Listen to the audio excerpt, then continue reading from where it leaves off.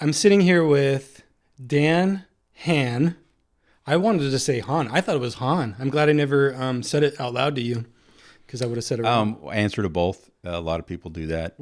But it's two N's. It's two N's. My grandfather, his family came from Germany, and I guess that's how the story goes. They changed your name at Ellis Island. Anyway, Grandpa says it's Han, and as far as I'm concerned, it's Han. I wonder, now that you're saying that, I'm thinking I hear that story all the time. Oh, it was too hard for the Americans, so they changed our last name to such and such. I wonder if that's just a way to dig in, Do you think that really happened? Well, we're going to get into it, but I'm an immigration officer, and I will tell you that especially when we don't know the language, you write down what you hear. Sure. And so that's kind of how it goes. And I would suspect that in the 1800s, it was even more lacking. You're probably right. Well, I'm glad you're able to come on. I know you like to plan things out. I'm the opposite. I like to live by the seat of my pants. No, fly by the seat of my pants. Bad idea. Yeah? Why? Especially when it comes to flying. All you're doing is asking for a problem and a crash. So, no. Well, I've heard, tell me if I'm wrong, but I've heard the Border Patrol pilots are some of the best pilots out there because of that reason. They fly by the seat of their pants. They're cowboys. No, I don't agree with that. You don't? I don't agree with that. Oh, okay. But the Air and Marine unit of the Border Patrol has evolved since 9/11. Before that, you had to be a Border Patrol agent before you could be a pilot.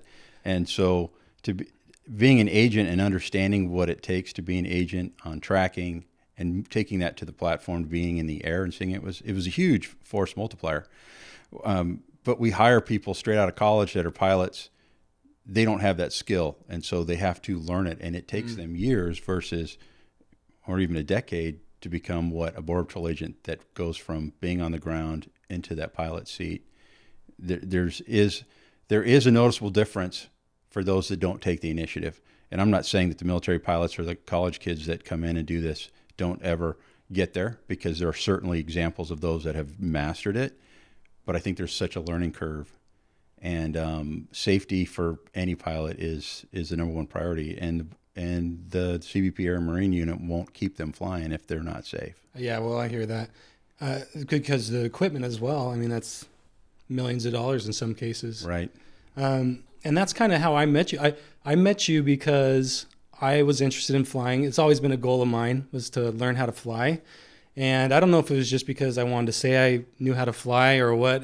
Maybe what it was that if there was an emergency situation on a commercial flight, I could be like, I can get this bird down, okay? Everybody calm down. I'm a pilot. Why are you laughing at that? I think every pilot thinks that, especially after they get their private pilot license. They're like, I'm going to go get in a commercial airline, something like that happen. And there's even, obviously, if there's nobody else on the plane and you have a pilot's license, you should step up because you understand the aerodynamics. Basics, yeah, sure. But the differences between flying your training aircraft and flying a commercial airliner are so night and day. Yeah, I mean, that was an expensive lesson to learn once I got into the little Cessnas. I'm like, this is not what it looks like in the commercial cockpit. There's so many buttons. Like, why do you need all those buttons? Surely they don't all do something. Well, I'm sure they do, but can you imagine being a brand new student and your first flight is in a cockpit like that? I mean, the military pilots, that's exactly how they learn. Sure. Yeah. And so being a young man trying to learn that, I think I would be completely over my head, and I may not have made it. You think so? When I looked at your resume, it's like a scroll. If I let that go, it just goes on the floor. It just keeps rolling out. So you were in the Navy. When did you? Air Force. Oh, sorry. I don't know why I keep thinking Navy, but yeah, Air Force. So you're smart. All the smart guys go to the Air Force, right? That's what I hear. Or the lazy ones. So my dad was a Marine. I always thought I was going to be a Marine, but it didn't work out that way, and I ended up in the Air Force. So when did you enlist? Well, I enlisted when I was 17. I'd already graduated from high school, but I didn't go in until about 2 months after my 18th birthday. But it was in January of '89. Do you feel like you kind of were motivated by your dad then? In the sense of like, I want to prove to him that I'm going to be something. I want to do what he did. Or is it on your own volition? You thought, this is what I want to do. It certainly my dad's influence had a lot to do with it. Growing up, I would wear his dress blue jacket as my Halloween costume. The idea of being in the military was very appealing to me. What I wanted to do is I wanted to be in law enforcement. But I was 17 years old. Yeah. And I couldn't do that in the state of Arizona. You had to be 21. And so the military was the route that was going to let me do that. And I was going to be a Marine until I found out that I couldn't be a Marine or a Marine MP until I was 19. Mm-hmm. And I wasn't going to wait a year and a half to become a cop. And the Air Force allowed me to do it at 17 if my parents signed for it. And since I went in just after my 18th birthday, that's exactly what happened. Yeah. So why did you want to be in law enforcement? You know, it's from about the time I was 14 years old, I was in the sheriff's cadet programs in Yavapai County, and so that's the precursor of what Explorer program is today. And I just really enjoyed that part of it. I think a lot of it for me as a young man was being able to carry a gun at work and wearing a uniform. You know, all those things that young kids don't see the bigger picture of, but. We would work the county fair and help with parking, and I would work in the jail and help. But then the inmates didn't have access to a telephone, so a volunteer had to come in and dial the number and hand the receiver through and sit there while they talked on the phone. And so we would do that as volunteers, and so it just started to become part of who I was. Interesting. So Yavapai County, that's where you grew up? Yeah, in Prescott. Prescott? Yeah. Wow. Prescott is gorgeous. I miss it during the summertime for sure, living in Yuma. It's grown so much. It's kind of like a hidden gem, I would say. Well, I think it's grown so much to the detriment to those of us that grew up there back in the 80s, because it's like, why'd they put a road through this great park? Yeah. But I will tell you that it saves us almost 10 minutes to get from my house to downtown. So there were some benefits to it, but you miss the old place, and you can never go back. Do you get enamored by like cowboy history, like Wyatt Earp and Doc Holliday?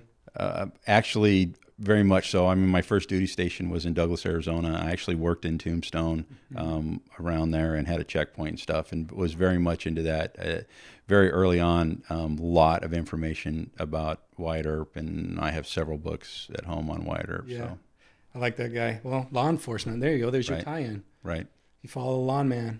I grew up down in Wilcox, so not too far from Douglas. Sure. We would wrestle that tournament all the time. There's, Agua Prieta right there? Mm-hmm. It's a border town. So I grew up in those neck of the woods. So Wyatt Earp, the Indians, Cochise, Geronimo. Absolutely. I mean, the Chiricahua Mountain Range.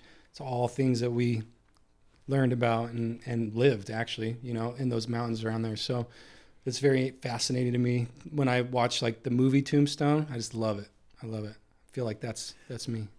There's a lot of similarities to it. I just wish I knew where that creek was that they filmed that scene with Johnny Ringo up on the river, because it just doesn't exist. There's several creeks down there. I know where they are. I've often thought, like, if the world goes to pot, like the Red Dawn type situation. Sure. I would probably flee to those mountains because I know them very well. And it's like out there. I mean, people don't know unless you've really been through the woods and out there. But there's several creeks that are running through those mountain ranges. And I love it out there. It's gorgeous. It's a great place to grow up. How long were you down in Douglas? A little over 4 years. Kids? Lived in Sierra Did you have Vista. Kids at that time? No, but I met my wife in Sierra Vista, and that's where we got married. Oh, she's from Sierra Vista? So she went to high school in Sierra Vista. Buena Vista? Buena High, yeah. Buena High. And so that's where we met. It wasn't 99. I got promoted and transferred, and we went to Nogales from there. And we did have a kid in Sierra Vista. Our second one was born in Sierra Vista. Both of them were born at that hospital. So you did the Air Force 4 years? Yep. Then got out, or did you go a little bit more? I ended up Army National Guard for a little while. And then when I got out, I came home, wanted to be around mom and dad. And I went to the police academy in Tucson, which at the time was Arizona Law Enforcement Training Academy. And while I was there, Dad transferred from the college in Prescott to Yuma. AWC. And I had an obligation to a police department in Prescott, not the Prescott Police Department, but because they sponsored me at the academy, so I was up there. And then after a while, I wanted to be with mom and dad, so I moved down here. Ended up working at AWC's police department, and then at the sheriff's department. And our current sheriff was my supervisor at the time. So, is that right? Yeah, so it's nice to have some history. Yeah. And then so you went from there, got in the Border Patrol, went down to Douglas was your first stop? Yeah, I worked in 9 different places during my 28 years Wow. at the Border Patrol. Yeah. What year did you retire? In July of 22. So just barely over 3 years. Yeah. Wow. Okay. All up to the end. I met you around that time, maybe. Pretty because close. You were getting into the flight school stuff. How old is your flight school? Well, so I took ownership of it on January 1st of this year, 25. The flight school, I want to say, has been around since 17. Jared Hall. Oh, I didn't know started it, I believe. He started it, but what time. year exactly he started it, I'm not quite sure. But I think it was around 17-ish. It was pre-pandemic. Right. And so as I started flying sport pilot aircraft and the powered parachute in 18, and then became a sport pilot instructor. Sorry to interrupt you. Just on a whim, or? I'd always wanted to be a pilot. When I was in high school, a couple of my friends were taking ground school at the community college. Since Dad was going to school there, or working there, I could get tuition for free. So I jumped into the class, and at about 2 weeks into it, I don't have a math brain, and I struggled every day just to pull off a C in high school in math. And 2 weeks into it, I couldn't handle the math concepts, and so I walked away. And then being in the Air Force, I had opportunities to do some stuff. I actually was going to get out of the Air Force and go into the Army in the warrant officer program I wanted to be a helicopter pilot at the time. And as I was going through the process, I failed my hearing test. Is that right? And so I couldn't get a medical. Okay. And so, well, it's back to going home and being a law enforcement officer. So I'll just continue that. So between shooting guns and airplanes, I have the high register is pretty much gone. Is that right? But normal conversation, everything's fine. I don't need hearing aids, that kind of stuff. But it was enough that it kept me out of the flight program for the military. And then in 2017, a friend and I were riding our motorcycles down the street, and we saw a couple guys fly over here in the foothills in those powered parachutes. Yes. And we chased them down in the desert and said, "Man, this is cool. How do we do this?" They said, "Come back tomorrow. We'll take you flying." And that was the beginning of the rest of the story. That's funny you think that it's cool, because I hate those people. I'm like, what the? They fly right over me. And I'm like, this is private property. You have no respect. They'll fly over the bombing range. There's no private property. I know. Well, in law school, they're like, you own from your perimeter to the moon, all the way up space. So until you look at the 14 CFR and see that you don't own anything above 10 feet above your house. They lied to us. Yeah. But and then they just buzz over into the bombing range. I'm like, surely you can't do that, And ironically, you can't. Yeah. I found out the hard way. Oh, you did? As a student pilot, I was out flying solo and thought, I'm just going to fly up to Fortuna Mine from behind the Walmart. And as I'm, an hour flight into it, just kind of tooling around, I see some guy in a truck kind of start following me. And oh, no. I go in and land finally at my stuff. And the guy, it's one of the guys from the range, one of the law enforcement officers on the base. And he's like, "What are you doing? You can't do this." And I'm like, "Well, it says here on my aviation map that below 3,000 feet. And he goes, "Well, I don't know anything about that map, but you're on a bombing range and here's a ticket." Oh, and, my gosh. Which, okay, great, I did it. The hard part is because it was a federal ticket, it was a misdemeanor charge, and I had to contact our U.S. Attorney's Office and let them know that now I have been charged with a misdemeanor crime for basically trespassing, and go through that process. And I paid the fine and did what needed to be done because I made the mistake. But it made me don't just make a self-interpretation of what's on a map. And it turns out there is a 3,000 foot limit, but it's for a very slight sliver. It's right along Interstate 8. Yes. It's east of Telegraph Pass, mm-hmm. So it was an expensive mistake and a very embarrassing one, seeing what I was doing in the Border Patrol at the time, and had to call my boss, and it is what it is. I thought you were going to go somewhere else with that, like that epiphany that you had. Like, it was in that moment where I understood that law enforcement over punishes people sometimes. No, you're not. Well, so I've never made it onto a jury because they ask you, you know, can you judge this person's innocent or guilt? I never arrested anybody that wasn't guilty. You know, so I was guilty. I did what I did, you know, but it is what it is. That's funny. But so going back to the original question. So when just a couple of months before I retired, I got an opportunity to start learning how to fly a fixed wing. And so I started doing that and got my pilot's license. And Jared, who was running the flight school, was like, Dan, I need some help. Would you mind answering emails and phones? You seem to be really good at talking to students and people that are interested. And I said, yeah, I'll be glad to do it. And so I did that for about 18 months. And Jared decided he needed to sell the flight school because he's just busy with his other aviation career, and gave me the opportunity to take ownership over it. And so here we are. Yeah. You got nothing else to do? I had lots going on. I didn't realize how much more I was going to be doing, and now I'm super busy. And is it like babysitting, herding cats? No, not really. The hardest part really is keeping an instructor around long enough Yeah. to have some continuity. Mm-hmm. That was a frustration I ran into. Was that model, because when I was booking my time to do flights, it's like, well, sometimes that doesn't match up with the instructor that I did most of my stuff with.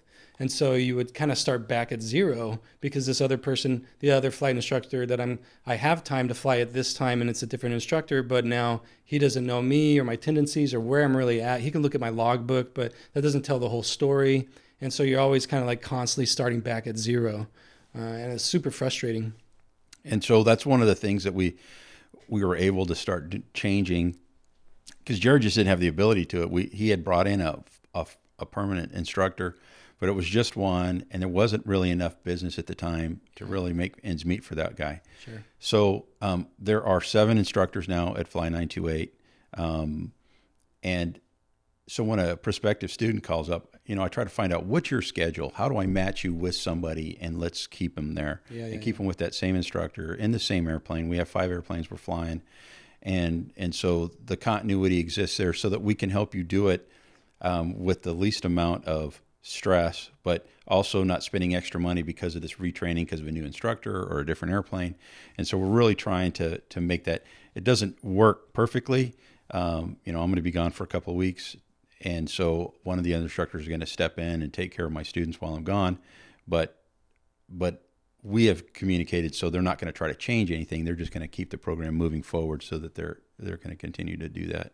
I think it's one of the benefits that we now have at Fly 928 that's different than some of the other opportunities in town. What's your perspective about injecting technology into this area? What I mean by that is simulation. I know there's kind of 2 camps. You've got the push against it. Like, simulation will never get to the point where you learn like you can in an actual cockpit.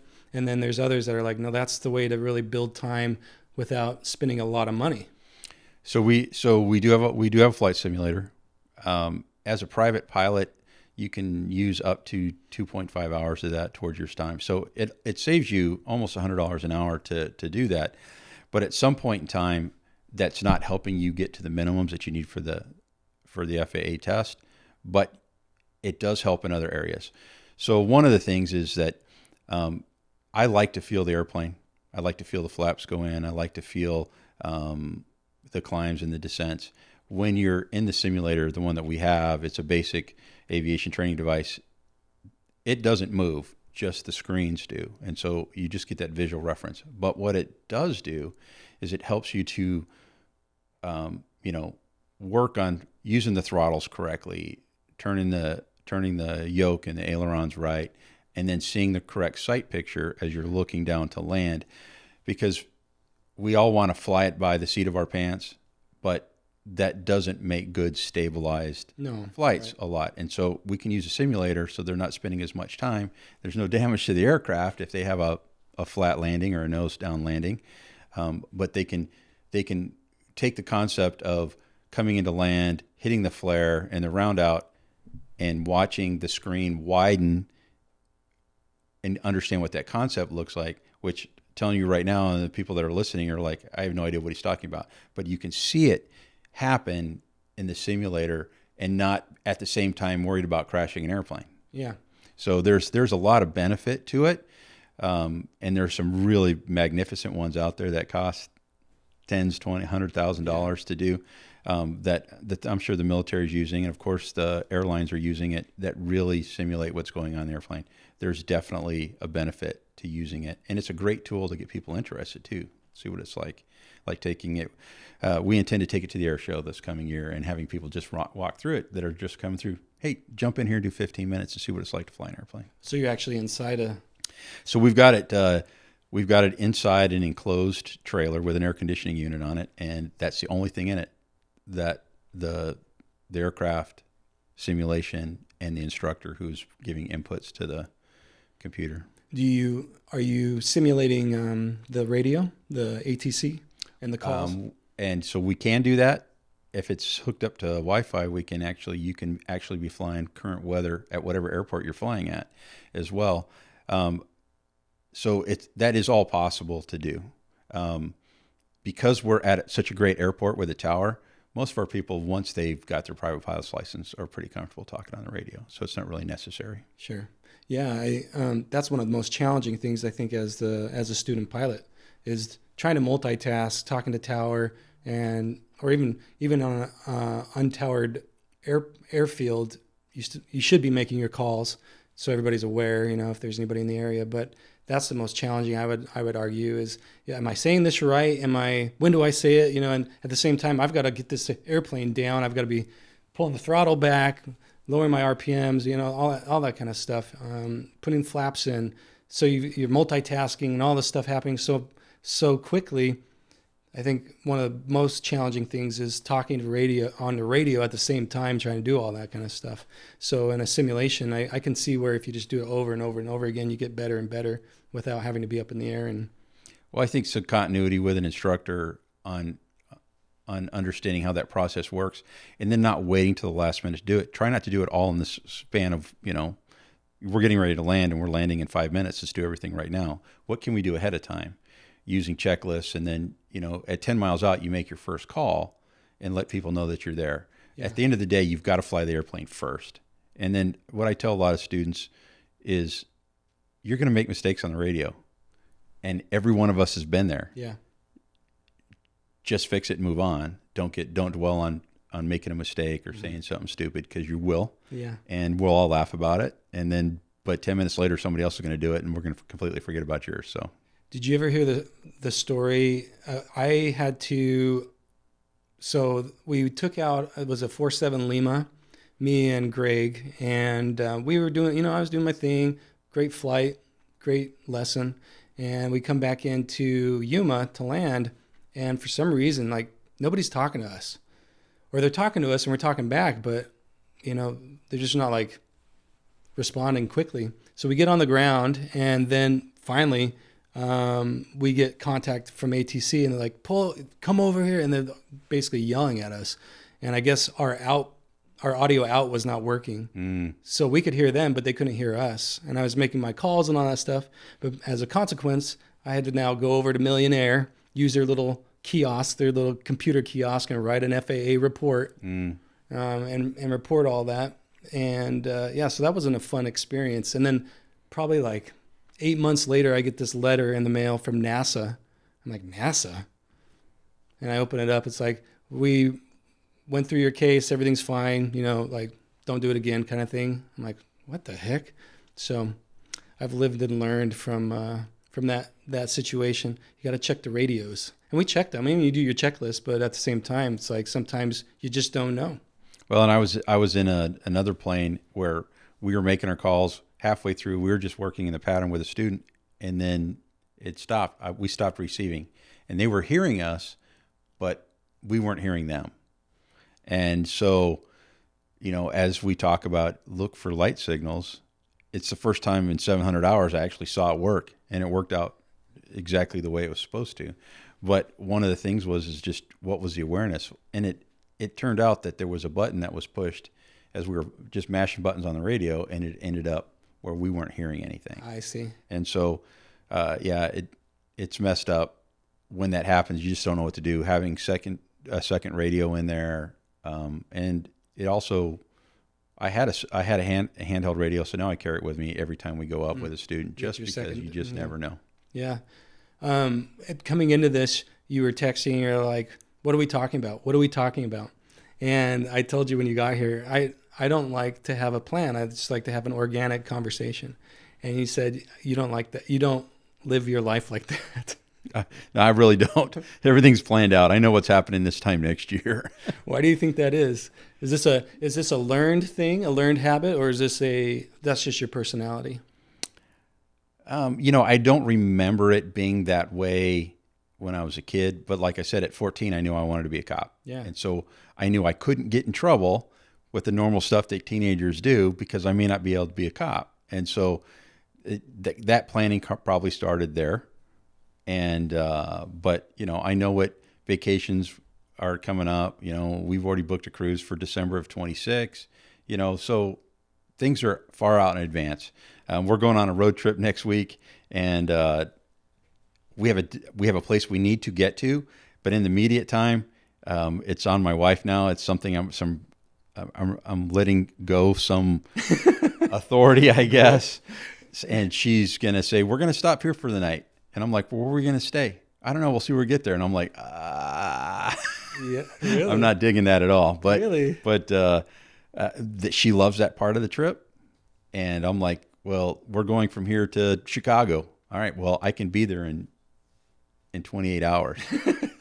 No stop. So let's go. I'm wearing a diaper. No, wait, something in, something out, and gas. So better. Hopefully you can hold it for gas. How many kids do you have? I have 2 adult sons. Yeah, so they're adults now. I have 6 kids, and so when you talk about road trips and I'm getting there in 28 hours, like you plan, yeah, good luck with that. You got to triple that. It's like every 5 minutes you're stopping for using the potty, and so I can tell you don't have little kids in that car when you're going up to Chicago. No, probably not. We'll see. Things are starting to soften now that I've become a grandpa. Is that right? We'll see. Everybody's laughing at me because they're like, "You're going to change." I'm like, "No. Oh, immediately, first day." Have there been, so going back to this tendency of yours, so like I like things planned out, meticulous. I want to know that tends to, I'm guessing here, well, at least I don't know, through experience, I would say most people get frustrated or really become downtrodden sometimes when they plan so much and it doesn't work to plan. So do you get frustrated or angry when you're like, I have this plan and we're not, So I guess it depends on what the plan is, because my wife would say, yeah, if it's not going according to plan, you're not happy, and other people can tell. But because of time in the military and time in law enforcement, I plan for stuff so that when things just fall apart, we knew what direction we were going, and so I can adjust and do that. It's usually time constraints or things that I don't see as emergencies or vital, like in the law enforcement military world. When somebody's like, oh, I forgot this, and so now I have to stop and pick it up at the store or something. I'm like, no patience. We're on time. Yeah. I have no patience for that. Is probably my biggest weakness, is no patience for people that have created an emergency that didn't need to happen. Yeah. Okay. Yeah. All right. So that's probably the easiest way to say that. You're the contingency guy. And I can. If something happens, I will have 5 different things to fix it. And there's nothing insurmountable. So when we've been communicating through text, through email, and your email says Pastor Dan. That's your email. Yep. Call sign, if you will. So as you're telling me this story, I'm thinking, I wonder if that's how God sees us. Like, you're supposed to be doing stuff and you're not. You're like not on time, You ever think of that? God has been so patient with me, and He's been patient with mankind. I mean, all these thousands of years. I think He's chosen to give me this no patience gene, because that's the thorn in my side that I'm having to carry, like Paul. But God's the most patient person out there. That's interesting that you bring that, like you say it that way. You frame it that way. as if because you recognize it, but you're working on it. I think that's awesome. Well, it's definitely been a work in progress. I am a lot better than I was. My boys are like, where were you when I was a kid and I was having these problems? And it was like, it's going to be this way and you're going to do it. And now you're grounded, or it's time for a spanking. And now it's like, all right, well, let's talk about that and let's see how things go. And he goes, where were you? And I go, well, I've only been a grandpa now for about, I don't know, 18 months. So, and what do you do with an 18-month-old kid? But, I didn't have a journey with God when my kids were young. And so that came late. Did not. You did not. So that came later. Okay. And there was definitely a time and a place where things changed. And it was a drastic change that people could see. Even my kids will say, oh yeah, dad before God, dad after God. Is that right? Big difference. And it wasn't that I was violent or mean or angry, but it was my way or the highway, and it was according to Dan's law, and that's just the way it was going to be, and there was no way around it, and I was very strict. Was your dad like that with you? No. People are like, you must have got that from your dad because he was a Marine. No, my dad was great. I only had probably 2 arguments with my dad in my whole life. One of them was around me losing a wallet on a vacation, and I wanted him to stop, and he's like, it's gone. I'm like, we gotta stop. Mm-hmm. And I remember I was like, why won't he stop? And he ended up stopping, and it turns out the wallet had fallen onto the step railing on the outside of our Suburban, and it had rode there for like 20 miles. Are you kidding me? And there was nothing in it. I was 16 years old. But your wallet, but it was yours, yeah. So that one comes to mind, and then when I joined the Air Force, he didn't want me to go in the Marine Corps either. He was a college administrator to go to school for free. He was the first person in his family to get a college degree. And he wanted that for all of his kids, and I was the oldest, and I was not a good student. I didn't like the education part of school. I liked the socialization part of school. I struggled in math. It was a struggle every day. I didn't want that. And I didn't think I'd ever get a college degree. And Dad wanted me to go to school. And then I enlisted in the Marine Corps, or I had intended to enlist in the Marine Corps, but my parents had to sign. And of course, the recruiter said, yeah, you can be a cop. My dad had been a Marine recruiter, and he's like, unless the rules have changed, you can't be a cop. And so my dad had the Marine recruiter come over and talk to them without me telling him that my dad had been a Marine recruiter, and basically laid into the guy. And so that's where the truth came out. So I had left, or the recruiter had my birth certificate. So the next day I had to go get it. And when I went back to the recruiting office, I picked it up, and I was going to go talk to the Army. And I couldn't go in the Navy because my dad was a Marine, so I never heard anything good about the Navy, so I couldn't go in the Navy. So I stuck my head in the Air Force guy's thing. He says, well, 17. And I says, can I get it in writing? He said, yeah. And I said, sign me up.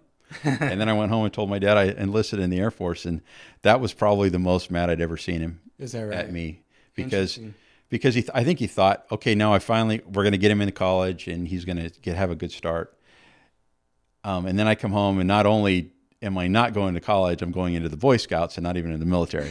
And but he came around very quickly when he came to visit me, and I was 8 months into the military, and I'm sharing a room with one guy and sharing a bathroom with another 2 guys, and he lived in a Quonset hut with 40 guys his whole military career. Yeah. So he's like, well, maybe he's not as dumb as I thought he was. Club, yeah, the Air Force Club. Yep.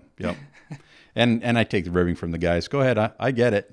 But I ate really well, and I only camped out like 5 times. I love it. Yeah, that's what I said in the beginning. The smart guy going into the Air Force. Well, so what happened? I'm interested to know. You were kind of, let's say, hard in the beginning with your boys. Where was this transit? What motivated you to, I guess, turn to God? In your words. Like I said, everything was my way or the highway, and it was with the boys. And I was starting to have dad-son issues where he wasn't doing what he needed to do based on my rules, and there were some pretty good shouting matches, and things weren't going well. And how old? He was 8th, 9th grade. 8th, 9th. Okay, freshman. And we had moved from Yuma to Washington, D.C. because I'd taken an assignment at our headquarters. And we're living in Manassas, Virginia. And one Saturday, we just had an argument. No punches thrown, but it was enough to the point where I'm like, if something doesn't change, one of us is going to end up dead or in jail. And that statement's probably a little more dramatic than it really was.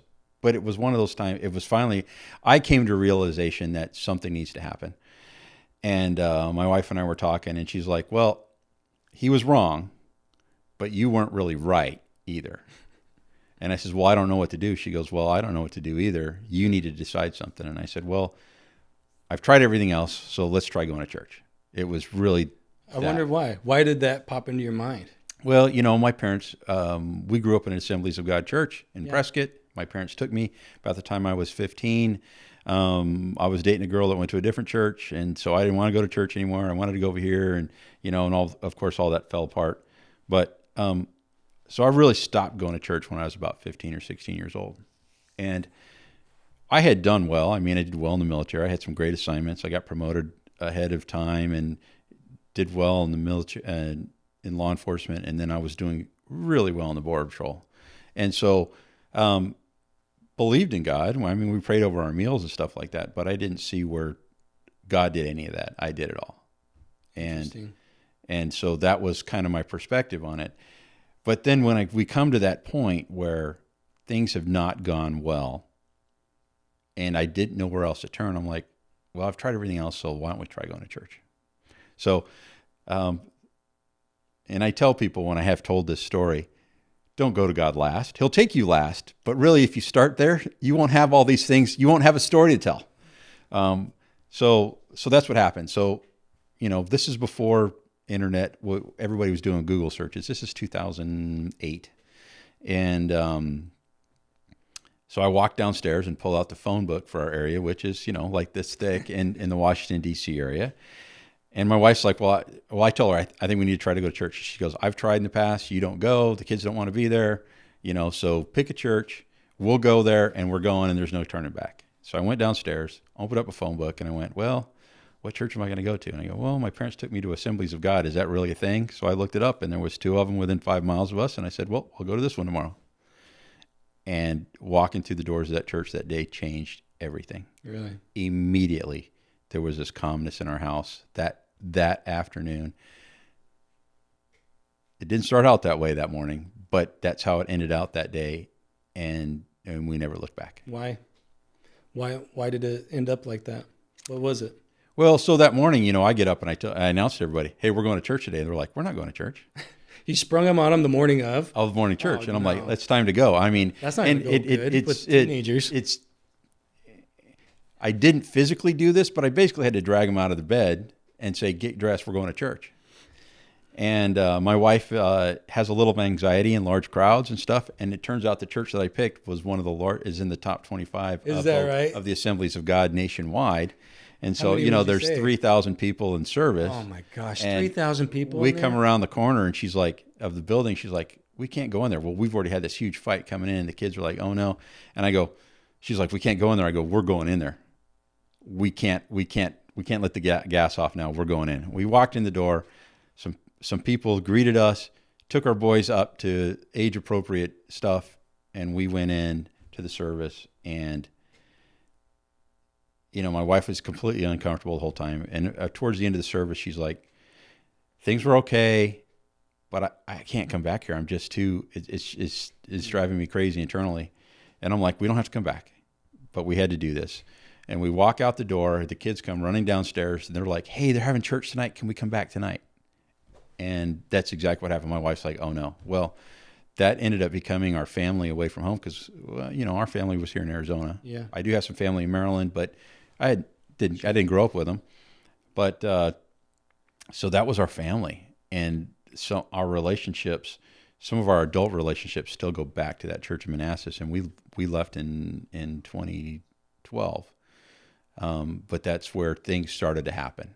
And it wasn't long after that I got connected by being part of the choir at the church. And you can sing too, huh? Well, you can do it all. I can I like to sing. Let's say that. But so that's kind of how that happened. But there was an immediate change in our house that day. The relationship, I wouldn't say was completely healed, but it was probably 75% healed.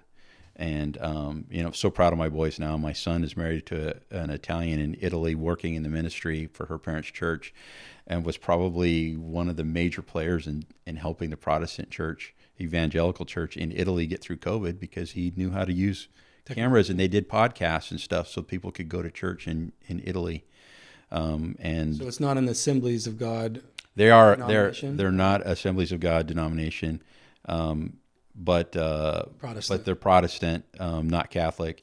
And, they're at a week-long retreat right now, and it's continuing, bringing in mission organization stuff, doing an amazing job. My son is completely plugged into the church and married to a licensed minister, in Phoenix. And, so that never would have happened. Yeah. It changed the trajectory of your family. It certainly did. And it did bring some patience into my life, but it also brought this calming sensation. I was, one of my favorite movies was Full Metal Jacket, growing up. And that's what my idea of the military was. And in the Air Force wasn't that. But I kind of thought of myself as a Border Patrol supervisor, like Lee Ermey in that thing. Sure. And so I'm in charge. There was a lot of 4-letter words in my briefing. And so when I left and went to D.C., and this change happened, and then I came back to the Yuma area. I had left Yuma, came back to Yuma, even though I was going back and forth between here and El Centro. I would run into people, and they're like, "What happened to you?" Well, let me tell you. And so I got to tell them about how Jesus had changed my life. But I went from being able to communicate the same message without being that persona anymore, and it was now this more of a mentor thing instead of how it was. And so there was a big change. People that knew me before, the people that know me after. What do you think the effectiveness of receiving that was? I mean, in contrast to the drill sergeant tactics and then the empathy type tactics. Well, first of all, I didn't think I had any empathy before. And I was very serious about how things were done beforehand. It was very black and white. There was no gray area. It was pre this change and conversion when, Jesus came into my life fully, where I accepted it and I chose the path instead of just growing up in it. To now, there definitely is some empathy, but there's still a part of me that is consequences. For example, I ended up becoming a Border Patrol chaplain, which is how why I ended up in the ministry to begin with, was to do that particular role. But I was in charge of discipline here in Yuma, and they're like, "How can you give this guy days off or fire this guy being a Border Patrol chaplain?" And I said, "You want somebody that is a Border Patrol chaplain that's doing this job, because I do look at the sides of it. But the other part of it is that the government hired me ostensibly, the American people hired me to maintain order as far as this job's concerned, and to make sure that you as a law enforcement officer are fulfilling those standards and earning the paycheck. And so if you do something that drops that credibility or you shouldn't earn it, well, I still have that responsibility to make that happen. But I do look at the side of, how does this affect the family? Can there be some type of abatement instead of just out and out termination? Yeah. Is there another way I can do this?" And I will tell you that the differences before and after. Before, it was like, you did it, you're out of here. Now it's, okay, was this a mistake, or did you do this on purpose? Mm-hmm. And so during that time frame, there was like 13 people that got fired in this 2 years time frame here, which was a lot. It even got some headquarters attention. The people are like, "How could this happen?" And I said, "I didn't do it. All I did was recommend it. Right. I didn't commit the action." Sure. And so there was definitely this, I don't know, yin and yang on both sides of it, that I think actually was a good thing, especially during that time. I've heard that specifically in the Border Patrol, they have a hard time with mental health issues, such that a lot of Border Patrol agents take their own lives. Have you heard that?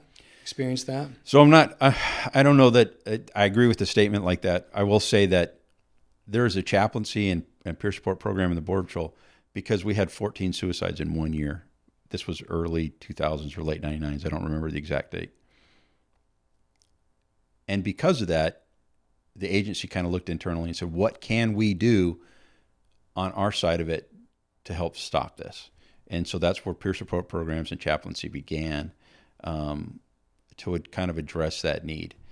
And so when I retired in 22, I would say the programs are very well developed. People know where the resources are.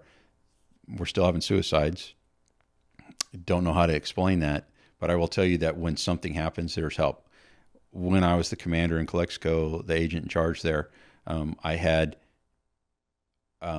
one person actually commit suicide, but I had two others that had either were thinking about it or had attempted it, and we intervened.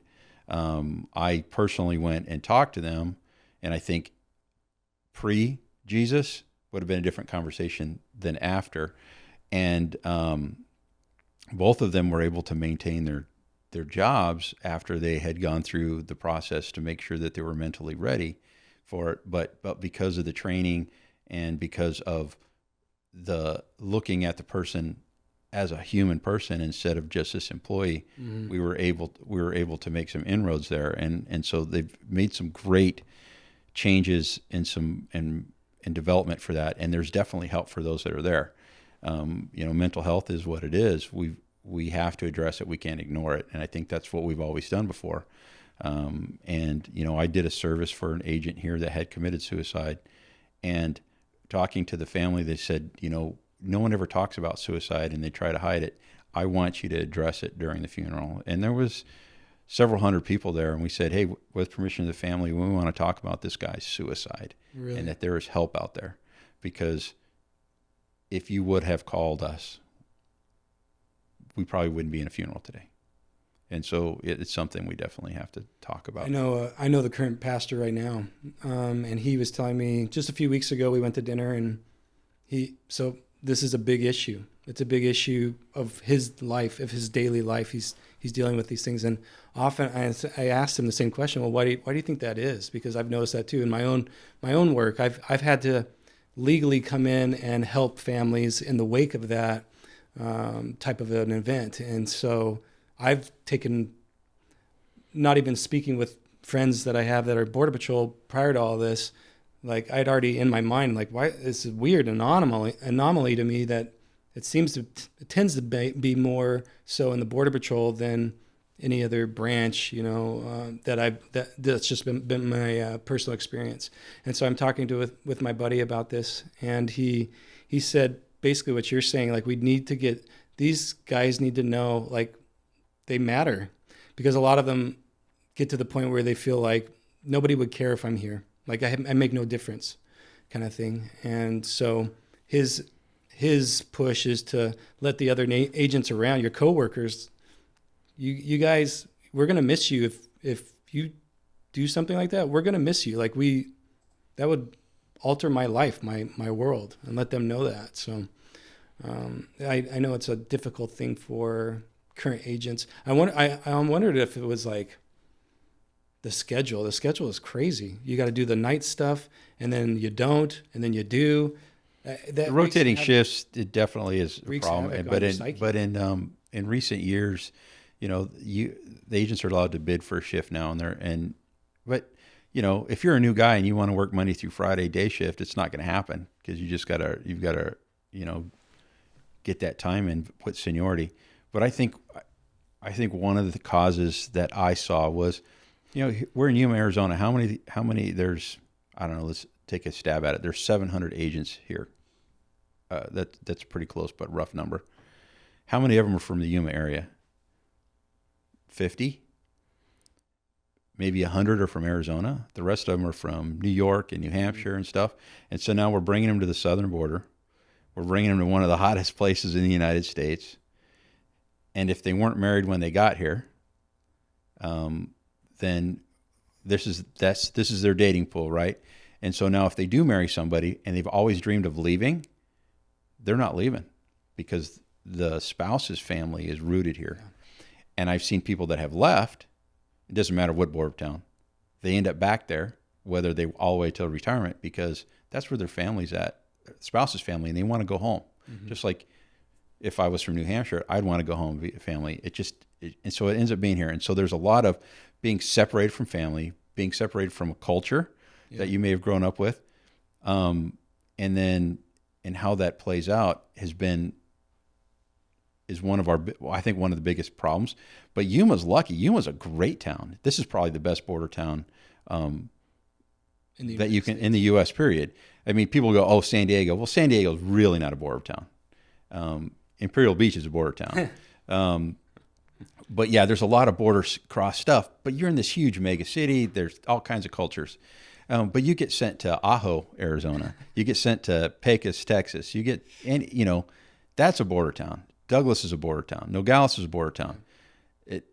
That's all there is. Yuma, there's so many opportunities here. Yuma is just a great place to be. It really is. And so coming here as an agent, or even in the Marine Corps, I run into guys who are like, "Oh, this place is terrible. There's nothing to do." Really? Have you been out on the river? You can take a boat 100 miles. Mm-hmm. There's things to do if you get out and do it. There's so many opportunities here that you just don't get in a lot of other places. And I think that we don't socialize the new agents that come here, or even the military members, that what's available, or they don't take advantage of the resources. And so they're just stuck in their houses at the end of the day. And so that just wears on you. I heard you to say in your conversion story that you were it's kind of like your Washington, D.C. experience, where you guys were isolated, you're away from family, you're all by yourselves out there. You're having some real rough issues with the family, but for being integrated and having this church family, if you will, you probably would have went through a similar rough patch, I'm guessing. I don't. You're right, and starting to think about it, you're absolutely right. I don't think I identified it until just now that's kind of what was doing it, because my wife and I were both born and raised in Arizona, and so 400 miles away in Arizona is not a big deal, right? We drive that all the time, 200 miles to Phoenix. So family was a drive away, where a lot of these guys had to go states, had to get on an airplane to kind of do it. It wasn't as simple. Being in D.C., we were starting to have FaceTime, that kind of stuff, and so we could at least see people face to face, and that helped out a little bit. But being able to talk to people and have dinner in a family-like environment with church was a huge benefit. And probably being held accountable. Certainly. You know what I'm saying? Like, it certainly was. Not that but you have a little bit of social pressure to, like, I need to be a good person, Certainly. Not that I'm doing it as an act, but I am accountable to others around me. Well, sometimes like, do I go to the bar and get drunk? Mm-hmm. Well, what do you, if the people you hang out with, that's all they do, well, then it's not, there's no guilt associated with it. But if the people you're hanging out with at church are like kind of frown down upon that, you may still want to go get a drink or do whatever else, but am I going to get stupid? Mm-hmm. Because I don't want to look that way to these people that I'm dealing with at church. And the more you're plugged into that, the more that becomes your life. And there's a lot of benefits of having that community at church with that faith-based people, on how it really builds you up and encourages you, because you've got some place to turn. But the accountability of is it just enough of that voice in the back of my head saying, well, if so-and-so saw me do this, how would I explain it? And so maybe I won't. And so there's always some benefit to that. I think as you're talking it out, it's like these kids are coming. I say kids, but these guys are coming in, and they're younger than my kids. They're coming in, and they yearn for something, like for answers, and they, like you said, they go to find it. And where am I going to go? I'm going to go to the bar. That's where people are. That's the answer, and it's interesting how that's the opposite of the answer. It's not intuitive, I guess I would say. You're not like, oh, if I just go to church, that could actually have a huge dramatic change in my life for the better, and I'll be happier if I just go to church and try to be better. Rather, you go to the bar, you're like, that's where the fun is at. It's fun for a minute, and then the consequences follow. Right. So it's interesting, the dichotomy there, where you would think that, all the fun, everybody's having fun at the bar or doing these things over here, when in reality it's like you will have more fun and your life will be so much better. You'll be a better person, better relationships, happier if you just inject God into your life. Well, I grew up in the 70s and 80s, and we were still going to church, but I was rebellious. But we've gotten so far away from families going to church and taking their kids to church that nobody looks to God now. It's almost certain that the reason I knew to look to go to church is because my parents took me to church. The seed was planted. Right. And in the Bible will tell you, if you raise your kid up in the church or in the ways of the Lord, they will always come back. So, but they got to have that seed planted. And if it's not, where are they going to turn to? And it's kind of why when I retired, I went, because I was already ordained, and I was helping with men's ministry for the state of Arizona with the Assemblies of God. They brought me on to be a men's missionary. And as far as I know, the Assemblies of God is the only ones that are doing this, where they're actually targeting men with a missionary to go out there and basically reach men. I'm one of two in the nation, or I was there. I stepped down on July 1st, and one of my other team members took over that position, and he's doing it full time. And I wasn't doing it full time. I was, doing as much as I could. But the idea was for me to travel around the state, help pastors develop a men's ministry that they didn't have to run, because most of the churches are small churches, pastors doing everything, and he can't do everything, and so something drops. And men's ministry happened to be one of those things. When we started looking at some of the research that was out there, that if dad or the male figure in the family wasn't going to church, something like 17% of the time, the families would stay in church over time. 17 or 70? 17. But when the male figure, dad, went to church, 93% of the time, the children would have a relationship with Jesus. Interesting. So huge difference. And so when we started targeting men, it's like, okay, well, we've got to get them engaged. But guys don't want to just show up to church and go to a pancake breakfast. And a lot of churches, the women are really pushing what's happening at church. They do the agenda. And so men wanting to be men don't want to go someplace where the women are pushing the agenda. And if you look at America before World War II, there weren't any women in ministry. And don't get me wrong, I am 100% for women being in the ministry, because first of all, if you as a guy aren't going to stand up and do it, hopefully your wife will, because somebody needs to talk about Jesus. But there's so many things that guys can't do that women can, that really enhance what happens. There is a magnificent female lead pastor in this county that is doing an amazing job. So don't take any of this that I'm anti-women being in the ministry, because I am not 100% behind it. But before World War II, the men handled everything, right? At churches, if you go back and look at that, you see how that dynamic worked. Well, then all of our men went off to war. There was nobody to work in our factories, so the ladies stepped up. Rosie the Riveter, and those stories, all true stories, were that if the women hadn't done what they did, there's a good chance we wouldn't have won that war. Well, they also took over those leadership roles in church, and they kept things going. They kept society going while the men were away. The men were gone. Well, then they came back, and they were exhausted. The men were exhausted. And then they're looking around and going, hey, the women are doing a pretty good job. You know what? I'm going to let them, and I'm going to be lazy.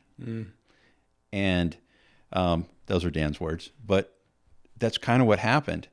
And so you see this withdrawal of men from church starting about the end of World War II. Interesting. And we can see that dynamic. When we look at Protestant churches in the United States, there was a study done in 2019 or something. Less than 10% had a viable men's ministry. And their definition of it was, do they meet once a month and have pancakes?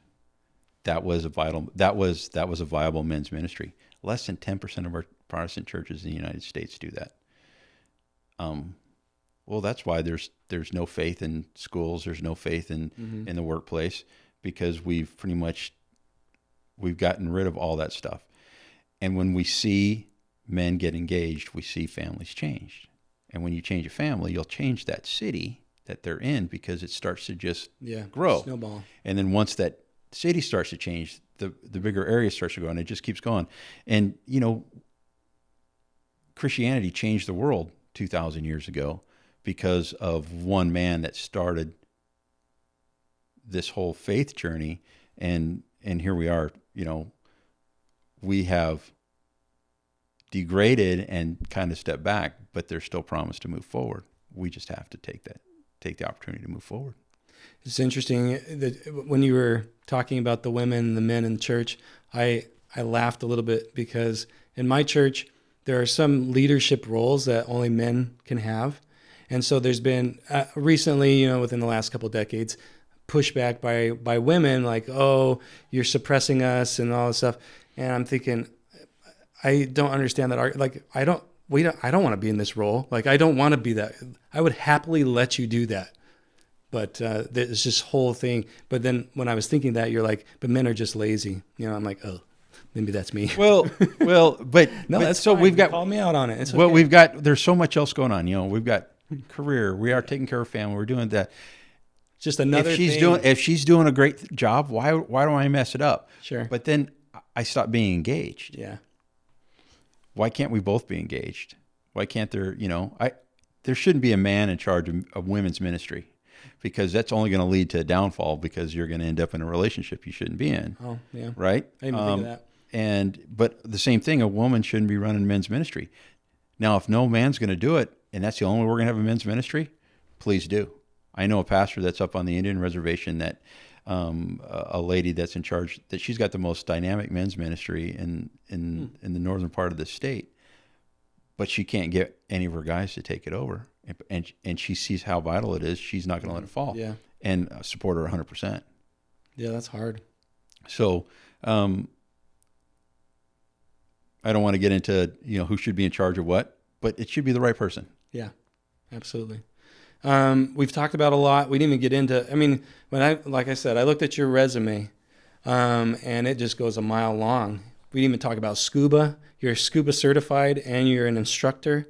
You're on the board. You took on for the Airport Authority here in Yuma. That started in January. Yep, I took office in January. Yeah. So how's it being on that board? I've heard, I don't know if this is accurate or not, do you have on that board, the board's all private industry people, it seems like. I didn't see a military component on the board. So there is not an elected director on the board, but there is a military liaison that is part of the board, because we can't operate without the military, right? So we have a military liaison that is an active duty guy that speaks for the command on the board, and is part of those, for us to have their input in some of the decisions, but they don't have a vote for setting the agenda or the budget or hiring the airport director kind of stuff. Do they go straight to the colonel? The guy that's on there right now, I think, is the number 2. Okay. And so the colonel, colonel gets everything. He's apprised of everything. He knows what's going on. Yeah. Because I've heard that the Marines, or let's say the military, is trying to kind of like suppress or limit private. No, so I think I know where you're going with this, and that's not true. It's not true. So there is no intent to stop general aviation activity in the Yuma area. In fact, the reason I sought to join the board was, one, I didn't know enough about our airport, and yet I'm working over there. Yeah. But I wanted there to be somebody that was 100% involved in the general aviation side, to have a voice on the board. And there's a couple other general aviation pilots that are part of that. You got Eric Salzer? Eric Salzer out of Somerton, who manages and owns the Somerton Airport. And this is his, I want to say this is He's been on the board he was on the board for 3 terms for 9 years, took a break, and now he's back on. So he's got a wealth of experience to be on there, if I got that right. But there's a couple of other people in town that own aircraft, that have aircraft here at the airport. So I'm not the lone general aviation voice, but when I went into it, that was my intent, was to hear what was going on and be able to speak up for the general aviation crowd. And I've been able to without reservation. But I am a member of the board, and I am going to protect the Yuma County Airport Authority's interests before I even will my flight school, because that's not what I'm doing on the board. Is not representing. I did not know I was going to be taking ownership of a flight school when I went to be part of the board. So, but when I am doing something or speaking for the board, I am for the board, and that's it, as far as that goes. But they are closing runway 1735, which is the one runway. That's the so there are some security issues which the military isn't going to share with us, and they probably shouldn't. But there's also there's financial issues. The military owns and maintains the runways. Their budget takes care of that. I see. The county doesn't, city doesn't, the authority doesn't. And so we have a lease agreement with them that they're to give us access to a runway. So whatever one that happens to be is how it's going to work. They've given us a very good runway. That's not the problem. It's just that the winds predominantly are coming from the south, especially during the summertime, and so it may make it difficult. It has impacted my Fly 928 business because we've had to cancel flights because the crosswind component was too high to go fly. But it's a work in progress because this is really a new thing, and I'm confident the military is going to work with us. They've said they're going to, especially with the flight schools and the general aviation guys. But a major incident on our airport, we're the only dual use like this anywhere in the U.S. military. But if we have a major crash or something like that, that's really going to affect national security for us. It really could. And then because we're a public airport, anybody can fly in here. And so there's security threats that go along with that as well. So this is me thinking out loud on how or why they're doing some of this. But, there is a financial strain to it. That runway crosses both the major military runways when you go to take off. And so, could we have a problem? We certainly could. Luckily, we haven't. Yeah. But we have had people take off from a taxiway. Really? And really not that long ago, we've had people do things that aren't supposed to. No, never authorized to take off on a taxiway. I've never heard of that. No, but if you're not from here and you don't understand, pilots make mistakes. Mm-hmm. One of the most famous ones was Harrison Ford landing on a taxiway in Orange County, I believe, maybe 10 years ago, or maybe it was longer than that. And he'd flown in there. You make mistakes. Sure. But when we're talking about these F-35s and stuff, we really have to protect that investment and also our warfighting capability and the national security aspect of it. So, combat ready at all times. So the military's not trying to shut us down. They're really encouraging the flight schools to continue this with getting young people involved. I'm also on the board for the EAA, which is the Experimental Aircraft Association. We need a lot of young people to start getting into it because it's almost like church. Everybody there's old, and at some point in time, when they're gone, the church is gone. Well, the EAA is kind of in the same boat. We need some more young people in there, and so we have something called the Young Eagles program, where teenagers and kids can come get a flight. And what do you fly them around in? So the pilots donate their time in their aircrafts, and so it could Whatever be that anything. pilot has, yeah. They have to have insurance, Cessna, and they have to Piper. be licensed with the national EAA organization to do these Young Eagle flights. But as far as I'm concerned, the flight school planes are available for our pilots to go. They donate their time, we donate the airplane, and they get to go up and fly. We'll get young people interested in aviation. We're out of time. I have so many questions for you. I'll have to have you back. Okay. Yeah, it wasn't so bad. See, That wasn't terrible. I know you were really nervous about this. It wasn't planned out, but you did great. But we are out of time. One last thing. What would you tell a kid that's in his teenage years, trying to figure out life. Any words of advice from Dan Hann? Just good life advice is, know that we're not here under our own power. I mean, there really is a God, and having a relationship with God changed my life. And I see the trajectory of what my kids are doing, and it's because each one of them chose to go there. But if it hadn't been for my parents getting me in church and then me dragging my kids to church that first time, really it was that first time. After that, they've wanted to go and almost had to drag us sometimes, because sometimes you wake up and you're just not ready to go. You're not feeling it. That decision will guide whatever you do. I can look back on all these things. The resume happened because God put those things in my place, and I didn't know they were happening. But I can look back and go, oh yeah, I can see where God did this. And I can even go back and point to a time and say, I can see how God did that. And you know what? I think I actually heard his voice, and I just thought I had indigestion kind of thing. And how I got there. I mean, so stuff in the Border Patrol, the promotions I had. I mean, I had an amazing career, and I could still be there if I chose to do that. But I felt that God wanted me to do this men's ministry thing, and that was a great opportunity. And in the meantime, I was, helping out with the flight school, and here I am doing this now. And I'm going to turn 55 in a couple of months, and I'm not slowing down. I'm just not getting a government paycheck anymore. I am getting my pension, but sure. Which is allowing me to do stuff that I wouldn't have been able to do otherwise. All from these decisions that you made along the way, these little checkpoints, if you will. Yeah. Very cool.